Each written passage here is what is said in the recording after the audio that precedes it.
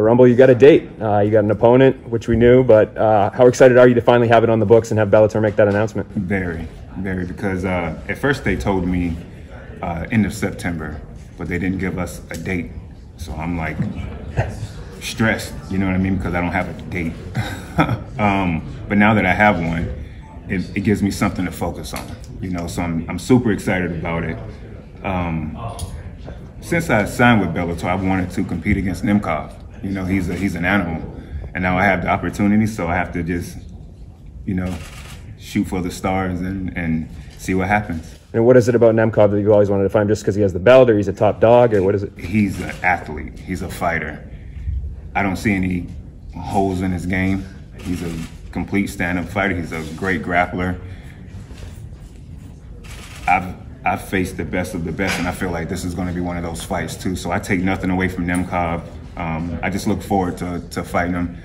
He comes from a phenomenal team. You know, he's got the what do you call him? The last emperor. You know, fedora in his corner. So, you know, that alone is a danger. You know what I mean? Just having that guy in your corner. But my corner is legit too. So I just look forward to testing my skills against them. Yeah, when we spoke to you after the fight, after your fight against Jose Augusto, you seemed very, you know, disappointed, kind of emotional about the whole thing. When you went back and you watched it, do you still have that same fire? Do you feel like you were too hard on yourself that night? I mean, who wants to get hit like that? You know, that man popped me real hard, and I'm used to getting hit, but he put something on me. That was the first time I had ever been wobbled, dropped, period. And I've been hit by Alistair, Tyrone Spong, and Rashad, and like just the who's who of combat sports. Never been dropped.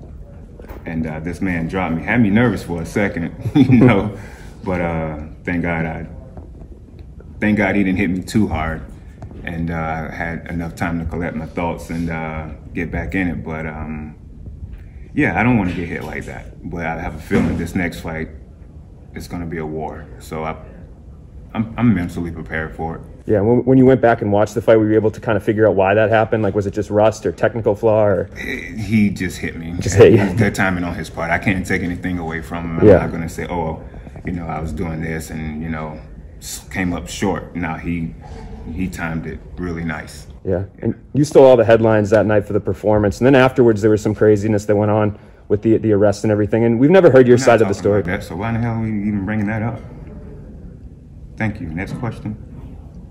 I've been asking all the fighters about if they're worried about COVID. Everything's been increasing. Are you worried that maybe this fight may not actually happen because everything seems to be kind of shutting back down?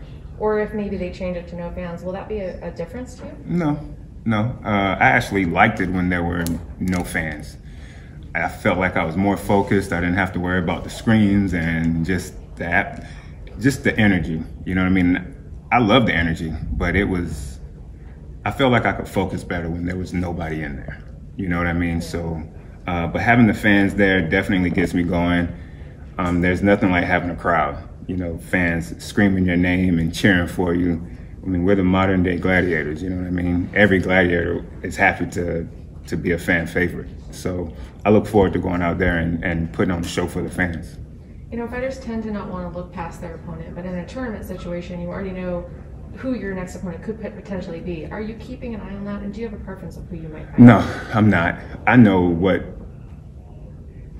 what this tournament offers. I know the caliber of fighters that are in this tournament, so I'm not the type to look past anybody. So Nemkov right now is the most dangerous opponent in this tournament. He's the champ, you know, so I have to give all of my attention to him. I can't worry about Corey, and that's my guy. I talk to him like personally. That's my brother. You know, everybody else on the other side, they have to face each other. I don't have to, you know, face them yet, you know, so I just have to focus on the one individual that's going to try and really put a beating on me, and that's Nemkov. I'm not worried about the other side of the bracket. You know, I'm just not that guy to worry about who's next, you know, because if I do that, that means I'm looking past the guy that's in front of me, and I'm not built that way.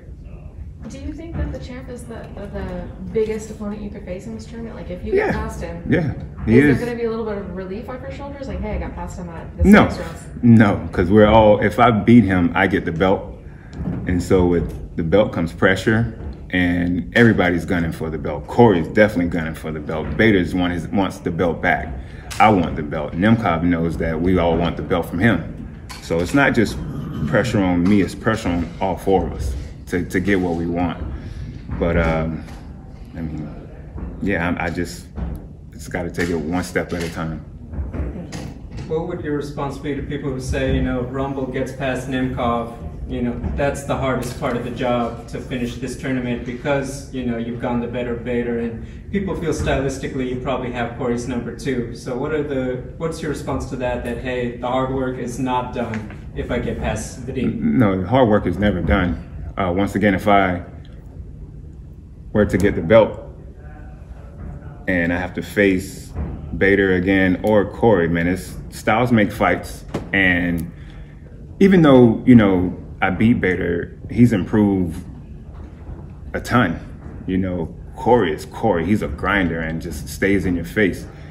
I have to adjust, and I just can't take those guys for granted. And that's just, you know, when people say stuff like that, they're not in my shoes. They're the people that are watching. They just want entertainment. They don't really, they're not in there, plain and simple. So it's a different story when you're in there and when you're not. So I just let them keep talking and keep watching. I love the fact that they believe in me, though. So that gives me a confidence boost. I'm always curious about this. So the last 10 years, it seems like there's 2 people that a lot of fans say best knockout artists. Rumble, Francis Ngannou. I asked Francis the question, and he said, you know what, you don't get a belt, you don't get anything for being, you know, the best knockout artist. But I want to ask you, do you feel you're the best knockout artist of the last 10 years?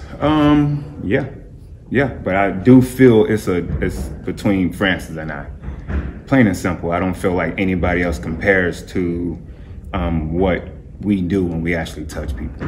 You know, completely different styles, completely different, you know, the way we knock people out is just different. You know what I mean?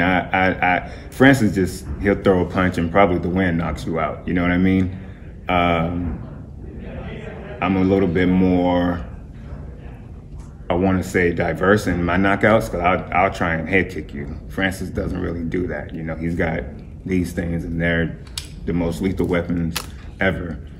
I do that too, but I just think I do it differently. But when it comes to who is the knockout king, to me, hands down, it's me and Francis. I won't say, I think I'm the king, but he has to feel the same way too. That's where we're alpha males, you know what I mean? We're supposed to believe in it ourselves. So, yeah, I can't say, I just think it's me, but I'm not afraid to say Francis can be the knockout king either. So I just have that much respect for him, and we've all have seen what he can do. So you can't take that away from him. But I don't know. I feel the way I feel. He feels the way he feels. But I just rather leave it up to the fans to decide. If that's going to be a debate forever, then let it be a debate forever. When the rumors of your return were, you know, starting up, there was like, oh, Rumble as a heavyweight, and fans immediately kind of started their mouth watering about that. I mean, you've been in this position. People were clamoring for you versus Jones. I mean, did you ever think it's like, you know what? That would be pretty epic to throw hands with that man in the cage. I think it'll be epic to throw hands with any man in the cage, you know. But throwing hands with Francis, I've sparred with him a little bit, but it was more warm up, playing around. But he did hit me. I will admit that. He hit me square between my nose and my lip. Did you think, oh, this is what it feels like? You know what? It wasn't like that, a snap, you know what I mean? If you know what I'm talking about. My head didn't snap back anything. It was more of it. I felt his weight, you know, behind it, and I moved back. And then I was like, being a knockout guy, you know, I'm like, okay, I see how people get knocked out by this guy. You know what I'm saying? With just his weight alone, you know. Of course, his power is just incredible, you know. I didn't really feel the power, but I felt like I felt the weight more than anything. And he's got it, obviously. He's got it. He, you know, if I had a hat, I'll take my hat off to him and stuff like that, because I see why people don't survive his power. Okay, thank you. Yeah. So when you originally sparred Francis, was that after he had already won? No, this was years ago at our old gym, years ago. So can you talk about how the DC and Stipe fight is kind of what reignited your passion for fighting? Well, I was fat and happy, and I just saw them fight in a rematch, and I'm a competitor regardless. You know, I have my moments where I want to be your average Joe and just sit around and not do anything, but at the end of the day, when I see somebody competing, I want to compete too. You know, so when I saw those two gentlemen competing, I was just, it brought me back, plain and simple. It just lit a fire under me, and I said, you know what I see is nothing unusual. And I know it, to some people, it may not be that much of a important or entertaining fight. You know, when you have guys that are at the highest level, it's a chess match. You know what I mean? It's not just you going in there just throwing punches and kicks. You got to be careful. And what I saw was I saw magic in there when I saw those two fighting, and it just made me want to get back in there and try it one more time. Like I said, I was fat and happy, so I felt like I can hang with them because I was bigger than them. So, but yeah, they were the best in the world. You know, that would get any competitor that truly competes going and want to give it one more shot. So they made me want to compete, plain and simple. I had like no spectacular statement or story, anything like that. Just the respect that I have for those two gentlemen and the fact that I just love competing. And I know I'm young enough to still compete. So it just made me just go for it. So in your time off, you kind of got more involved with the medical marijuana industry. And then I know you also partnered with Brain Media. Brain Media. Yeah. So how have you been able to kind of balance both worlds and continue the business growth on that while you're focusing on training as well? With the help of my best friend, Julie, you know, she helps me out with paperwork, and she's a lot smarter than me, so I let her do a lot of the work. I may be the face, but she's the brains, you know. I wouldn't be able to do it without her. You know, she honestly helps me figure it out, you know.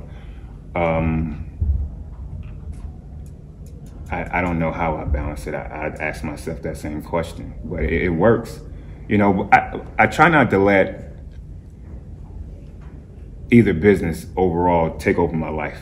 You know, I try and do a good job of the best I can of balancing things out. Like I said, she helps me out a lot, because if it wasn't for her, I'd probably be at a desk right now doing some paperwork and filling something out or trying to put something together. But she does that. She understands it better than I do. So she helps me out a ton, and